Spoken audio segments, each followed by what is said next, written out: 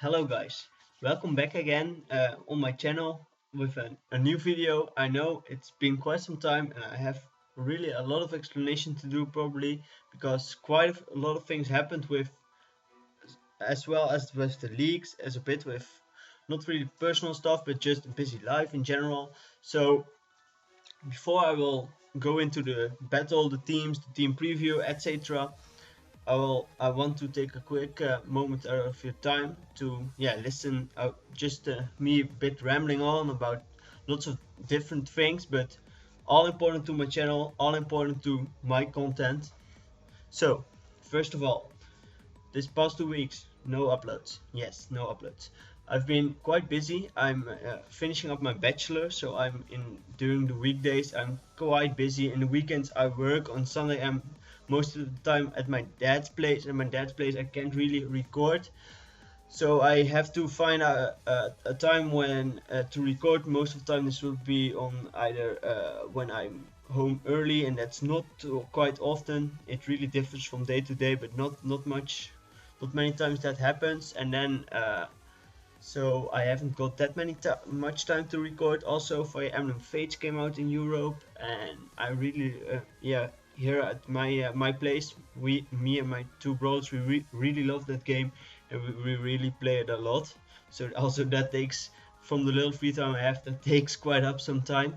So but that's no excuse to not bring any of my content. So I decided, let's pick this up again. Let's finish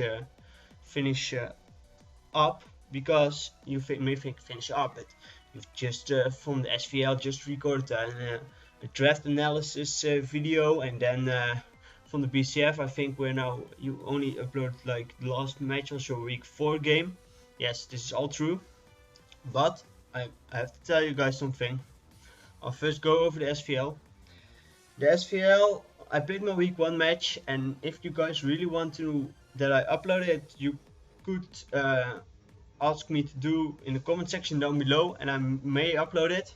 It was against Anthony, and he has a bit of a gimmicky team, not really that serious. So the match, I think it's quite fun to watch. It's still quite competitive, but yeah, after that first week some of the guys dropped out. I think we were left with like 8-9 guys max left, and yeah, from that group even, yeah, people were really not speaking a time to battle. So yeah, nobody did have battles for like week 2. I think one battle was done, and week 3 came along, nobody battled. Yeah, for me to have both weeks. With week 2 I scheduled my match, sorry, my English, and then out of nowhere my opponent is nowhere to be seen, and he hasn't responded to me in weeks after. I still haven't heard from him, so I don't know what happened to him. And my week 3 was against someone who left, so I had 2 bye weeks but nobody played. So, and the league owner kind of said, yeah, I'm quite done with Pokemon, doesn't interest me anymore. So yeah, first I thought that's it for this league, but then I was thinking to myself, I do like my draft. I have maybe don't have better drafts, but I like some of the mons I drafted, and I really wanted to use them. So I proposed a tournament style to wrap up the league. So in a couple of weeks I was to wrap up the league and not have like it go on for months. And I will probably try to this weekend figure out how exactly I want to plan it, because I probably will do that because it was my proposal. So I find myself that I will do that probably this upcoming weekend, and then I hope over the next few weeks, I would say, if I do good, the first match I will last longer. So I hope then to be able to upload those matches, and then maybe my week 1 match. That kind of depends on you guys. Me personally, I don't mind to upload, but also if it's not uploaded, for me it's not really a big deal. So, and then on to the other league. I'm in the BCF. Yeah, the BCF, we were also in like week 5. yeah, there were really a lot of people from like the old crew. We are now in season 3, and like the season 1 guys, and some joined season 2 that were really were online most of the time, were talking, were battling. Yeah, they kind of real life took in from them, I think. And yeah, they just quit Pokemon altogether, or they had not much time left, so most of them left, and we were also left with like from the 16 guys, 12 maybe tops left, maybe even less, I think. So our league owner Anthony and I talked a bit, and we decided that we would wrap it up with a kind of early playoffs. It was more a tournament style to finish it up than something other. So it was like, you could say it was like, because we had not an even number of players, so it was like you had quarterfinals, semifinals, and finals. I think you could call it like that. And that's also the match I will be going over today. I will be over my quarterfinal match, and depending on the outcome, you will see more match of the BCF, or this may be my last match of the BCF I will bring to you guys, because also after this season, BCF quits and it stops because our league owner Anthony is kind of taking a break from league play. He said to me, yeah, use like all of the months. It's becoming not really, yeah, you could yeah, a bit stale, and he kind of wants to take a break from league play. I can totally get it. He's a really great player. He knows what he's doing. Even if he won't play league play for a couple of months, he will still be an awesome player. So don't sleep on him even after his return. And so with him gone, and a lot of the people from the real BCF crew, I call them for now, also kind of going their own way or quitting altogether. Some have found other leagues, some have made other leagues. That's probably will they all have gone their own ways, and yeah, I hope to see them in the future in maybe a league, maybe when Cinnamon is out. We will see how everything turns out, but that will be it for the BCF after maybe this match, maybe a couple of matches. So I think that's me rambling on for like 7 minutes. Okay. And now I will go actually into the battle. Sorry, this may take a bit long. Maybe I will put an annotation in the description so you can skip directly to the battle if you don't care about everything I have to say about my content and about the leagues I'm in. So yeah, then the battle. As it was a tournament and it was kind of like a bit random, we would play in the rounds. I got matched up with Turkey, and you may know him. He's my week 2 opponent, the Escaveliers, who, yeah, I would have played him if the league was played out like in week 8 or something, but now we play in this tournament style. So that's kind of funny, because there were like a whole lot of players I haven't played, and then I play someone I have already played, so that's quite nice. And yeah, for me it was quite hard to, nah, maybe not hard, but I was really thinking a lot, what will I make of this team, and I really wanted not to bring the same ones over. If you want to see what happened in week 2, you can go and watch it. And so yeah, just watch it, and if you're done, come back to this video and watch then this match, because it may influence our prep in some way, because we have already played, we have already seen those matches, so we have already seen how it played out. Spoiler, I won like 4-0, I think, 4 or 5, no, 4-0, I think. Don't quote me on it. Maybe 3-0, maybe a 5-0, somewhere around it. And yeah, I thought to myself when building this team, okay, yeah, sure, I will first go over all his mons that he could bring, and yeah, what he ended up bringing, and what I kind of prepped for. So he has the Megalatios, the Excadrill, the Gengar, the Infernape, the Gyarados, the Amoonguss, the Umbreon, the Alomomola, the Uxie, the Electivire, the Carbink, and the Drapion. Last time he brought his Excadrill, his Infernape, his Gyarados, his Amoonguss, his Umbreon, and his Drapion. So what I was thinking, I thought to myself, probably he will bring Mega Latios and Gengar this time around, because those are like real offensive powers, and he kind of regretted a bit that he didn't brought them the first match. From the first match, I don't think I will be seeing Drapion. Again, I thought to myself, because it didn't really do much for him, I thought maybe he will switch it up and he will either bring the Amoonguss or the Alomomola again as the Lopunny check. I prepared for both, because I thought maybe Alomomola will come this time around, but then Alomomola has such low of a special attack stat that it doesn't really hit some of my mons really that much, and Amoonguss has that Spore option and just a better defensive pivot, I think. Then Umbreon, I thought he could bring for some of my special attackers, but he may go a bit more offensive. And yeah, Infernape and Excadrill I was really expecting. Also Gyarados, I quite expect Gyarados, because after 1 or 2 D-dances it can really sweep through my team. But yeah, then the team he actually brought was the Infernape, it was the Gengar, it was the Excadrill, it was the Uxie, it was the Alomomola and the Mega Latios. So no Gyarados, that was kind of a relief to me. But then I saw Uxie, and Uxie was like who I really didn't expect him to bring Uxie, and I also didn't, if he brought it, I thought to myself, I don't think it will be that of a major problem. I was quite happy to not see Amoonguss, but because Amoonguss could really be a pain for my team. Also, no Carbink I saw, so I thought, okay, Hydreigon is kind of free Draco Meteors. Excadrill can take a Draco, but if it's specially defensive, it can take me on. If it's not specially defensive, it will not appreciate those Dracos. So yeah, then onto my team I brought this time. I brought the Mega Lopunny.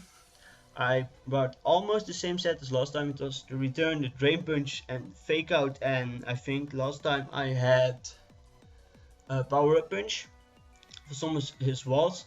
This time I was kind of thinking, should I go Thunder Punch for maybe if he brings the Gyarados? If I know, should I go Substitute? And I also decided, nah, Substitute is not really the play, and ultimately I went for Quick Attack. Why Quick Attack?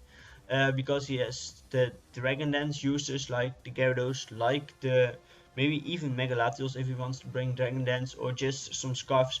I thought he has some mons that could be more speedy than Mega Lopunny, and I may can not really stop them from setting up, but like hitting them hard when they set up, and then come in with Lopunny, and with that priority I can take them out. So it was like I thought this match the priority would be really nice to have, so I put Quick Attack on it. Then Togekiss. Togekiss is more like between a mix between a bulky Togekiss and a what offensive Togekiss, but it is like mono Air Slash. No, not mono Air Slash. It's Substitute, Nasty Plot, Air Slash, and Dazzling Gleam, because Air Slash and Dazzling Gleam really hits his team quite hard, except the Excadrill. And I thought on his walls, like the Alomomola, like the Umbreon, maybe even the Uxie, maybe even Carbink, if he doesn't have a Rock move, I can set up the Substitute and then or the Nasty Plot, and then proceed to go on from there. Oh wait, no, I didn't have the Dazzling Gleam. I think I run mono Air Slash, but I ran the Substitute, the Nasty Plot, and the Baton Pass. So I could like Substitute up and then Baton Pass out, or Nasty Plot up, Baton Pass out. In best case scenario, I sub up when they use, like with Alomomola, they stay in, they use Toxic, and as I sub up, then with the sub up, I go for like Nasty Plot and then Baton Pass out. That was like the plan for me, and I thought, that looks like a great way to take on his walls. And later in this match I will explain why I was totally wrong on this set. This was like no go. This was really bad from my part, and this has kinda, in the match you will see I'm up 5-6 because this Togekiss like does nothing for me. And it will come into play why that is. One of the things is that it's pressured by rocks. It takes 25% every time it comes in. That's one thing to note. That's also why I kind of don't want rocks to be up as much as possible, because I don't have a rapid spin or a defogger this week, and Tokus is kind of hurt by it, the rest not so much. So that's a problem. And yeah, I should have bought an auto Tokus set. Maybe the thing I brought against him week 2 and I didn't reveal that set because I didn't use Tokus, and I can reveal because the BCF at this point is already over, so I can reveal the set. The set was like a Scarf Tokus with like the Ash Slash and the Dazzling Gleam, but then also it has the trick to trick like the Scarf into one of his walls. Like if he would have brought the Among Us, the Umbreon, the Alamomola, some things, I could trick them, or maybe an other one trick them, and also I had the Nasty Plot as the last move, so I could trick, set up, and proceed to hit really hard, or just be a Scarf Molnar with Dazzling Gleam and Ash Slash, also hit really hard. I think that would overall be a better set, but I thought this would be a good set, and yeah, you will see why it wasn't. So then I will try to finish this up quickly because it's already become a quite long video. So Hydreigon, it's like Life Orb 3 attacks, it has Flash Cannon for the Carbink because I thought he might bring it this time because Hydreigon is quite a threat to his team. So, but he didn't, and I also had Taunt on this, so to stop like the walls from shenanigans and to prevent the setup. So I thought overall that would be a nice mon to have. Then the Nidoqueen is Stealth Rocks, but it's also Scarf, so with the rocks it could maybe bluff the Scarf early on. And then it has the Ice Beam, the Thunderbolt, and the Earth Power. That 3 moves really had a nice variety of the coverage on his team. It can hit like almost his whole team really hard if I click the right move. Last time I brought like the same coverage on Nidoqueen, but then with safety goggles for Among Us. But this time, and then I had some other scarves like Scarf Crook and Scarf Tokus. But yeah, I wanted to switch things up, so I brought Scarf Nidoqueen this match. Then Ludicolo I will save for the last part. Then onto Aegislash. Aegislash now has the safety goggles because I was kind of afraid of the Spore on Among Us, but because it could really put something to sleep on my team, and yeah, I didn't want a sleep fodder on my team. And also Ludicolo is a grass type, but it's really hurt by Sludge Bomb, and Ludicolo has some other role it has to fulfill. So I have safety goals on Aegislash. Further than that, it's quite an offensive Aegislash, max HP, max special attack, I think, with the Flash Cannon and the Shadow Ball, and then the King Shield to switch forms, and then as last move Shadow Sneak. Also because he has some setup mons that can be quite scary for my team, and Shadow Sneak hits them quite hard, like Latios, it hits quite hard, it hits the Gengar, who normally outspeeds me, so I thought Shadow Sneak would be a good bring as last move. And then yeah, onto the Ludicolo. Ludicolo, when I dressed Ludicolo, I was looking at my pool with the match I had there, and I saw a Turkey with the Excadrill, and Excadrill was quite some threat for my team. It could either with Scarf outspeed everything, and after rocks maybe it was a roll to 2-hit KO even Jellicent. And with Life Orb it could also be really scary. It could be revenge, but not really walled by anything. And then I saw Ludicolo, and Ludicolo added some things to my team, and it could be an Excadrill check. So I brought a max HP, max defensive Ludicolo with the Synthesis and the Scald, which is enough to take on the Excadrill. And then I was also looking, and I thought Gyarados can do some work against this team. What does a Gyarados do to Ludicolo? And I was doing some calcs, and +1 Gyarados doesn't 2-hit KO me, only if it has bounce. So I was thinking, should I run like Protect to avoid the bounce, but then I don't gain anything. So in the end I ended up running Cobra Berry on the Ludicolo and HP Electric. So what does the Cobra Berry do to me? Cobra Berry does mean that HP Electric on a offensive Gyarados is a 2-hit KO. and the Cobra Berry lets me take two bounces, so I would be able to kill off the Gyarados, which would be really nice. So be also like kind of a Gyarados check. And as last move, I thought, okay, probably some mon like Latios could be the switch into Ludicolo, but even then Ice Beam doesn't hit it that much. So I thought, let me go lead sheet. So I sheet them on the switch, then I proceed to switch out, and that switch out gets a bit of left lead sheet recovery, which could be nice. So yeah, that's like my team plan. Other mons I could have brought were like Rotom Heat, but I thought Rotom Heat wouldn't have that much of a matchup. Crocodile, Jellicent, Excelgor, Amaldo, Ludicolo I brought, and Perugly. And after the match, he told me he was kind of fearing the Crocodile and the Excelgor because he thought he didn't really have much for the Crocodile. I thought he had like Umbreon could quite easily take it on. Yeah, I could run like a fighting move, but Umbreon can be quite bulky for it. Also, Alomomola could also quite well deal with it because I'm weak to Water Scald, can burn me, and I'm revengeable for some things. And Gyarados does kind of check it decently well. Last time I ran the Scarf with Thunderfang, so then it doesn't. And Amoonguss also, I have to be really, yeah, to hit KO an Amoonguss. I think I couldn't have brought a Scarf on, don't quote me on that one.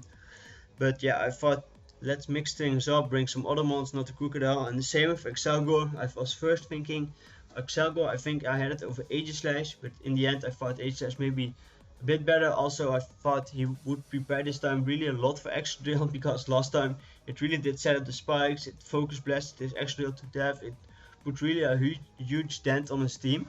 So I thought he would maybe prepare for that thing a bit more, and also he had some mons that could take like my hits, I would say, decently well.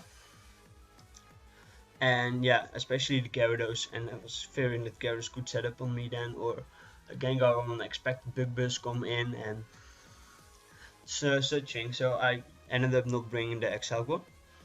So then onto the match, and I think it's already quite some time than when I've been talking, but let me go over the match then.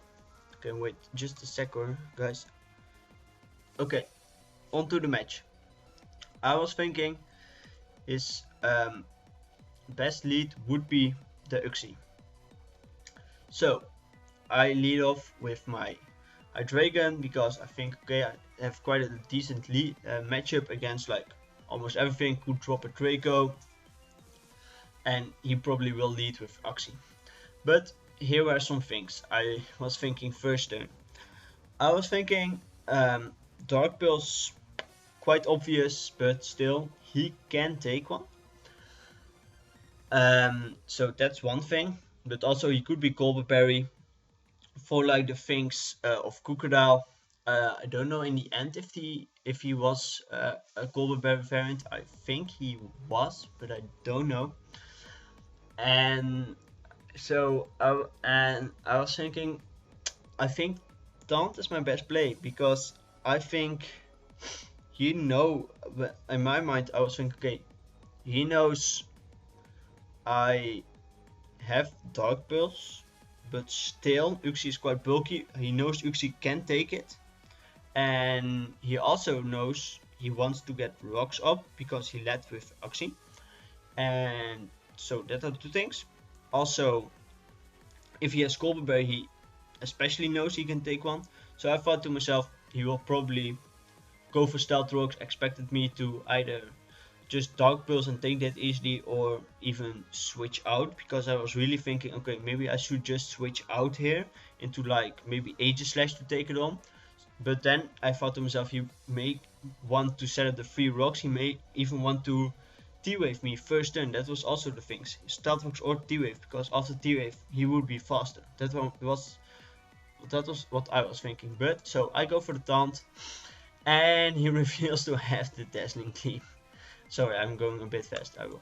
Okay. So he reveals to be the Dazzling Gleam, and I already calculated, and I knew I could live a Dazzling Gleam, but I didn't think he would go for that first turn. So that was really a nice play by him, and my Hydreigon is quite low, but I thought, yeah, Hydreigon can do decently well against this team, but then still again, it doesn't want to come in on a Gengar, on a Latios, on an Infinite, or an Extra Drill, and it doesn't outspeed it does outspeed Extra Drill, not if it's Scarfed, and I don't know that. It very well could be. It doesn't outspeed the Gengar, the Latios, and the Infinite. So, in my mind, Hydreigon was like one of the more expendable members from the start, just trying to get some damage in here and there. But yeah, it's quite unfortunate. So what I end up doing is I just switch out into the Aegislash because I think it can't really touch the Aegislash. And he goes for the great play. He knows I probably won't stay in, fearing another Dazzling Gleam. He knows he can take a hit, so he just U-turns out. So on the extra drill, the extra drill comes in on my Aegislash. Nice play. I have to switch out here, so I go to my and I see the Mold Breaker. That's nice. So no cheeky center sweep of that. So go out into my check. That's the Ludicolo. He reveals to be Life Orb. So I'm quite happy with that. So I know I can revenge it. He goes back into the Uxie. He wants to get up his rocks. Great play. He knows I can 2-hit KO it or something with a Ludicolo. Just go for safe lead sheet. Go back into Togekiss because I thought, okay, maybe this is the time to set up with Togekiss because he can't really do much to me. But he probably doesn't have something like the T-Wave or things, and he doesn't want to stay in, as I just sub up here, and he goes into his extra drill, of course. And here I realize, and he's faster because he is naturally faster than me, and also don't think I run max speed, and he probably does because why would he not? Probably to outspeed things like the Togekiss, like my base 80s. So I just substitute, and maybe I hope he both breaks or something and just baton pass out. It's kind of free baton pass. But at this point I realize the Togekiss thing will probably not ever gonna work. And then the biggest problem is that with Rocks Up, Togekiss taking 25% every time it comes in, so it can't really take on the walls in the way I wanted to. So what I just realized was Togekiss is nice against the walls, but then the walls have to stay in, and he will just obviously go into extra drill. So what I should have done was just brought a whole other Togekiss set, because his extra drill was like his main answer, like his main switch to Togekiss. He is a bit, yeah. In this case it really worked, but I could have packed something like Flamethrower or Aura Sphere to punish the extra drill switch in. And I didn't, but so that for him that was quite lucky. So the first time it's really he's really fortunate, and I don't think I would have gone to extra drill really for the first time. But then again, what would his other switch be? Maybe Gengar the first time. I think that would be the best call there. But yeah, I now know Togekiss, that won't be doing much for me. So I'm kind of disregarding Togekiss already at this point. So yeah, that's something. Then with Lopunny I go for my safe Mega because I want the speed, so I go for the safe Fake Out. Yeah, I could have clicked another move here, but I didn't really want to reveal anything, and even Return or the Drain Punch doesn't really hit Alomomola. Could have gone for Drain Punch maybe, but in the end it will probably not matter. So I see his Alomomola is indeed his dedicated Mega Lopunny answer this time around. Figured it would be something like that. So I already know the Uxie was more of a lead set, Alomomola is defensive, Rocky Helmet. Could calc that from this damage. I don't know what the Infinite is, don't know the Gengar, and don't know the Mega Latios yet. But yeah, I just go out into Hydreigon. I want to apply some offensive pressure, but then the problem arises with Stealth Rocks up. Hydreigon doesn't have that many switch-ins anymore, then he gets even toxic. And he also reveals to have Protect. He's probably a Wish, Protect, Skull, Toxic set, which I kinda expected, but still, if I would have had Substitute on some of my mons, because that was in the early stage of my planning, I was thinking of maybe Substitute on the Hydreigon for like his walls, like Alomomola, to be able to sub up on it, because it would not break it with Scald or Toxic. Even a bit of investment, even Ice Beam won't break it. But yeah, with the Protect, and I just break it for damage, yeah, I'm now going down. I have no switch-ins to rocks. I can, so I will just Draco. And yeah, look what happens. And yeah, he decides that he wants to go out into his Uxie to take the hit. What he could have done was just wish on my Draco, take it, and then protect it next turn. But then again, I was Life Orb Hydreigon, so I think my Draco Meteor would have done really quite some damage. I think to the point that even after a wish, it would not really comfortable switch into 2 hits from Lopunny anymore, or it would be severely weakened. So I get why he didn't want to keep that anymore, and Uxie was like an expendable member on his team. He didn't really need it that much. So I go out into my Aegislash thinking like he will probably sack this Uxie, and also with the moves he revealed, he had the U-turn, he had the Dazzling Gleam, he had Stealth Rocks. I thought his last move maybe either T-Wave, but maybe he would have went for it, so probably it's just Psychic Step to hit like Lopunny. Even Dazzling Gleam hit it, but Psychic hit it harder. It hits Nidoqueen's just stab overall. So I went into Aegislash to just kill it off and take like nothing from the Psychic. He goes out into Infernape, and last time he brought Scarf Infernape, and I didn't think he would bring it this time. But there were sets that I was really fearing last time, and that made me bring a Scarfer, and a Scarfer that was not weak to fighting. And that is because if he ran a Nasty Plot or a Sword Dance variant with like then either Vacuum Wave or Egg Punch, plus like a coverage move like the Grass Knot, Thunder Purge, and then a fire or a fire move, he would just straight Oko my team and it would be GG. So this time around I had the Scarfed Nidoqueen, so I knew, okay, let me just go into Scarfed Nidoqueen. If he just wants to hit me, he hits me. If he wants to set up, which he could probably do if he has it, because I am Aegislash. King Shield is like the proper play, I can scout a bit, and if he sets up on my King Shield, that would be a bad time for me. So I go out into Nidoqueen, which is Scarfed. He sets up the Sword Dance and he thinks, let me just take out this Nidoqueen, and I just straight Oko it with Earth Power. And yeah, he told me after the match he didn't expect Scarf Nidoqueen, because he thought, yeah, my only rocker on my team is Nidoqueen. So he probably thought, yeah, Nidoqueen will probably be Rocks and not a Scarfer. But I was Scarf with Rocks, so that got him off guard display, and it was really nice because the Inflame could really be a big threat for my team, because it outsped like everything else I've left except Nidoqueen and the Mega Lopunny, but it probably had the Mag Punch for the Lopunny. So now he gets his free switch in either Latios or Gengar, because they have Levitate, so I can't touch them because he now knows I'm Scarfed, so I have to switch out here. And at this point I go out into Ludicolo because it was like I don't want to make a risky switch into either Lopunny or Aegislash to take a big hit.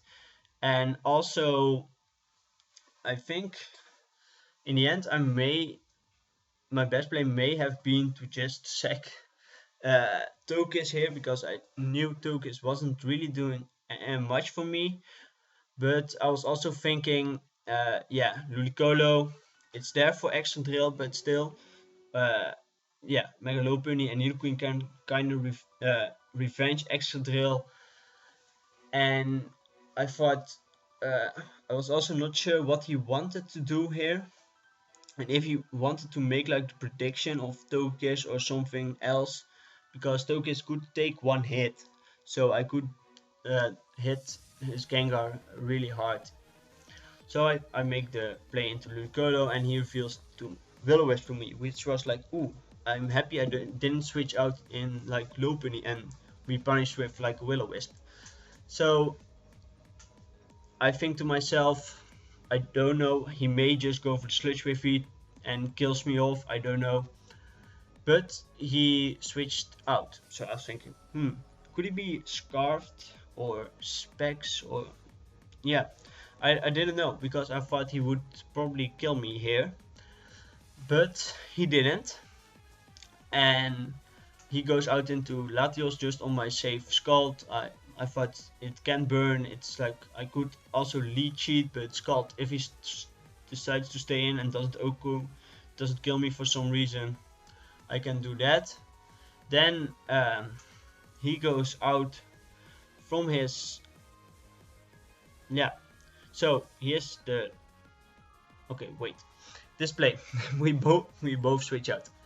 He makes the double into extra drill, probably thinking, okay, I'm now in with Latios, his proper switch will be the Togekiss, it's a fairy type, it has the bulk to take on Latios, but I was thinking to myself, I could switch out into Togekiss here, but yeah, what is the play Latios would be making, or what would be his mindset? And I ended up making the double into Nidoqueen because I know Nidoqueen can put really big holes in his team, and it's kind of with Lopunny together my Wincon this match, because with Scarf it can outspeed a lot of things and do big damage to it. So I make the double, I make the switch into Nidoqueen as he switched in Extra Drill, which is like perfectly for me. Because if he had stayed in and gone for a Psychic move, it would be really bad. But with the Aegislash around, with the Togekiss around, I thought it was quite likely he would switch out either into something like the Alomomola or like the and he made the more aggressive play into Extra Drill. I could have also scalded again, just sacking Ludicolo, and then his Extra Drill would have come in, but it all worked out, and I can now fire off another move, but he knows I'm choice locked and he has 2 levitate mods, so I have to really think this play through to what move do I go for, because if I don't get it right, he gets either a free switch, or if I don't kill this Extra Drill in one hit and I only have Earth Power to do that, he may take me out, and this is my Wincon. So I realize I can't do, I kinda can't risk anything, and also I think because Gengar and Latios are 2-hit KO'd by my other moves, like the Ice Beam for example, I think he may just make the safe middle ground play into Alomomola, so I thought to myself, let me just Earth Power. I also can't quite risk it, and I also can also sack Ludicolo later. I don't want to go in it now because I think I now have some momentum. So I go for the Earth Power, and I thought to myself, a switch is fairly obvious. And what would I switch in? It would either be Togekiss, probably not Lopunny because it can Scald Burn, but the other 3s are like all some good options. But the other 3, and Ludicolo is really low, it's like 84%, so with Rocks, with Burn, I think it's in KO range from Extra Drill. Same goes for Togekiss and Aegislash, they all don't appreciate the Extra Drill, so I thought maybe he will just he will maybe just stay in with Alomomola or just go out into Extra Drill, be a bit cheeky in this kind of play, so I go for Earth Power again. But no, he makes a good safe play into Gengar on my Earth Power. I don't take advantage of this and switch out. At this point I just sack off my Ludicolo, it's really low, it can't take on Extra Drill anymore, and it gets walled by like all the other things. Going to Lopunny again, I know, I kinda know I can take out or scare out this Gengar. He probably goes out into Alomomola, which he goes into, and I went into Togekiss because Togekiss was like expendable on one hand, and also so if he wants to stay in with Gengar and just hit me because he expected me to switch or something, Nidoqueen and Aegislash, I really wanted to keep them, and yeah, Tokis was not that important anymore. And for me it was like, okay, Alomola is kinda low, Latios can I hit with Ice Beam, and Gengar can I hit with Ice Beam. And but the problem was like Excadrill, I really needed to put that thing, if I could put it in Ice Beam range from Nidoqueen, I would really be in a solid position. Because yeah, then Nidoqueen could, yeah, not really, yeah, kinda Nidoqueen was like the win con. The Scarf Nidoqueen to hit the right move, but the Earth Power gave him the safe switches, and I didn't want that. So Excadrill in Ice Beam KO range, that would be the goal from there. And then Aegislash can quite good deal with all the other 3 mons. I also have then the Lopunny, so that is the play. So he goes into Excadrill, and I just go for first substitute because I thought he would either switch, gives me a free sub, or stays in, gives me a free sub because Scald or Toxic don't break my sub. So as he goes for the Iron Head, takes a bit more of Life Orb recoil. Really important to put it in that KO range. I go for the Ash Slash, I get the crit, and I think without the crit, Ice Beam would be a roll. But I think now after Life Orb, I mean, and now with Life Orb recoil, he's definitely in KO range from Ice Beam. And yeah, that was a crit, and I have Super Luck, so I have. I think that means I have more chance for a crit. You could say, why don't you have the Serene Grace, like the flinching move?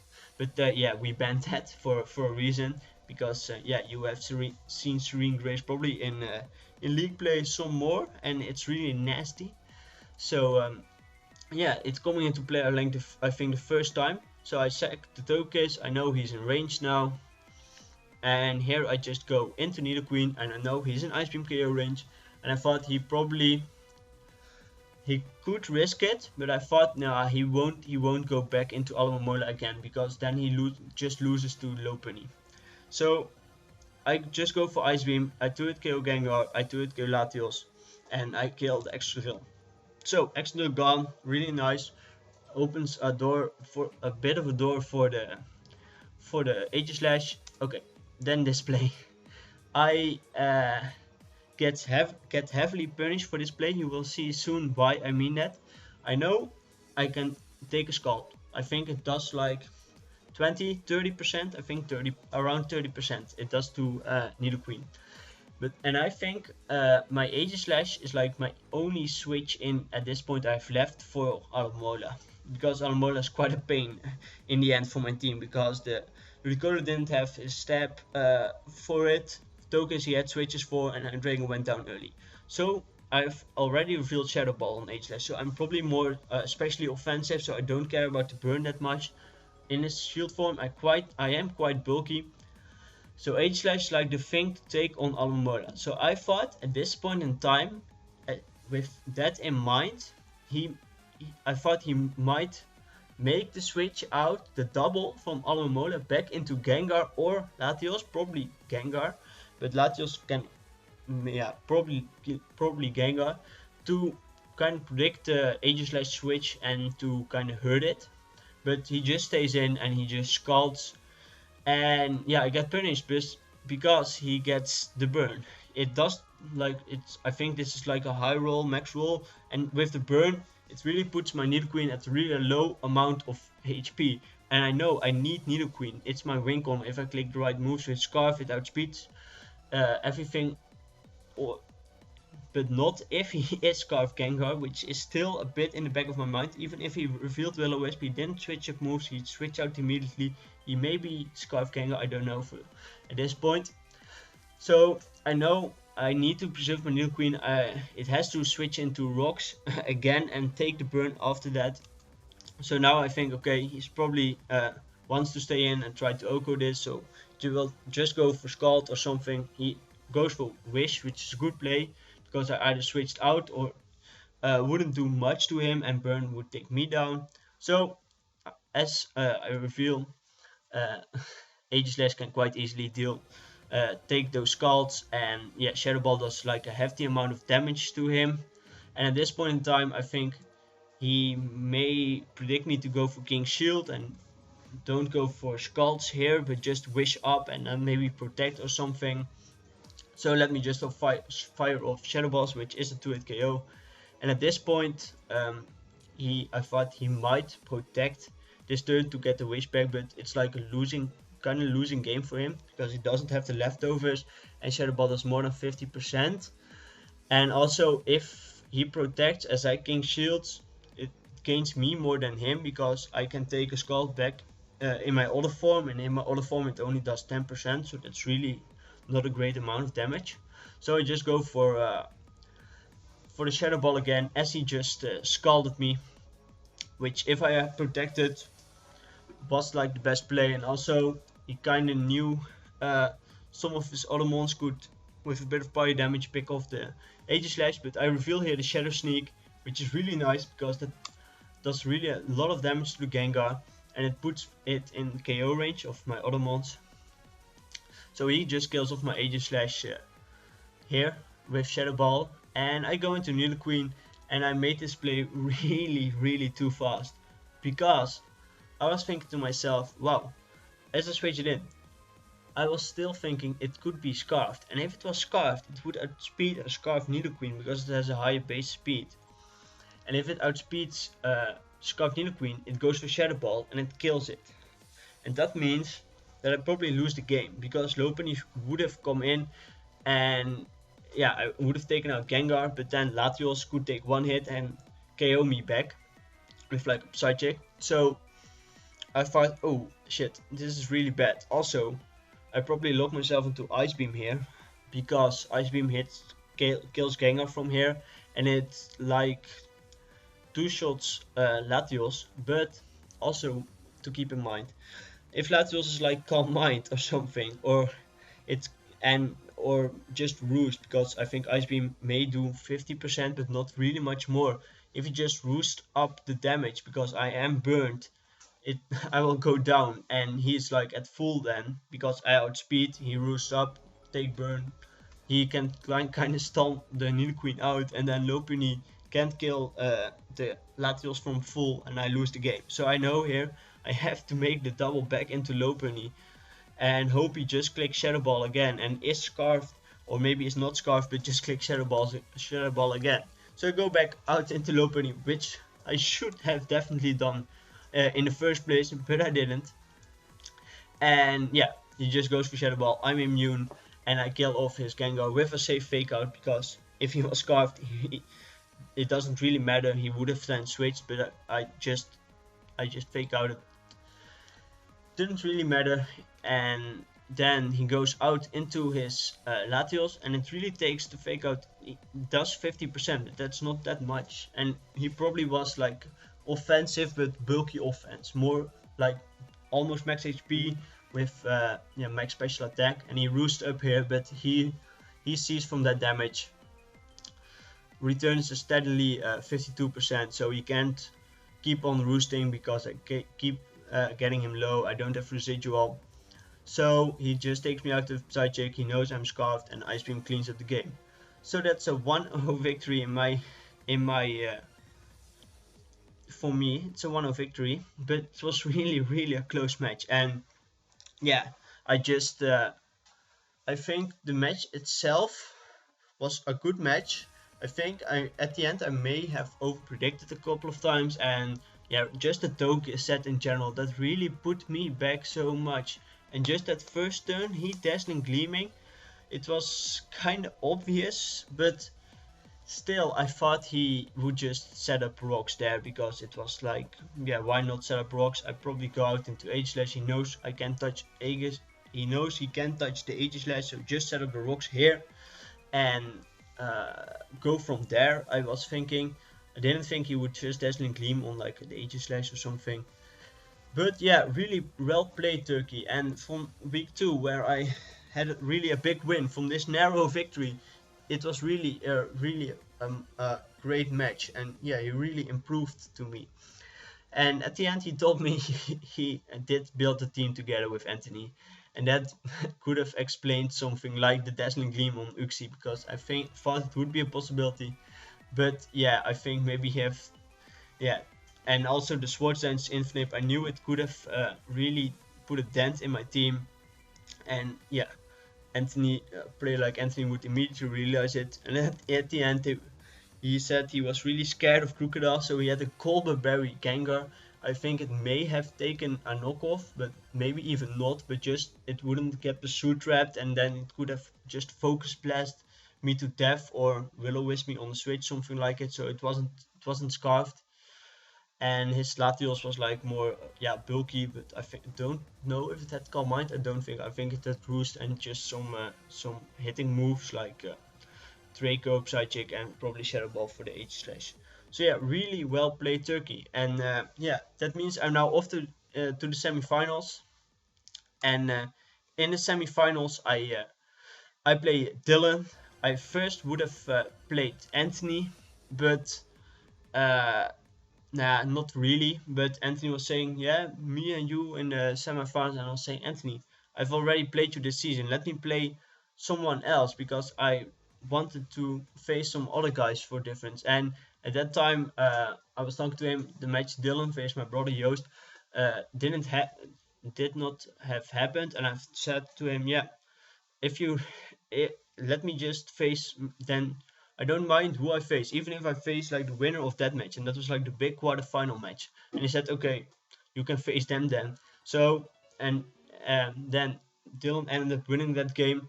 So I now face Dylan in the semifinals, and I hope to have that match up like early next week. I think around Monday. I think Monday I have time to record. So I will, because that match has already happened, and yeah, you will see what the outcome was. So yeah, onto that match then, and hopefully we can win the BCF for a chance, or just reach finals again, and probably face, if we reach finals, I think I can say that right now because all the match won't be uploaded. We would face Anthony again for the third time, so that maybe the third time is a charm, and I can defeat him. I have defeated him this season, but not in a finals match. So who knows? But I first have to get there, and I have to face Dylan, who's really a great player. So with that in mind, yeah, I would say bye, guys.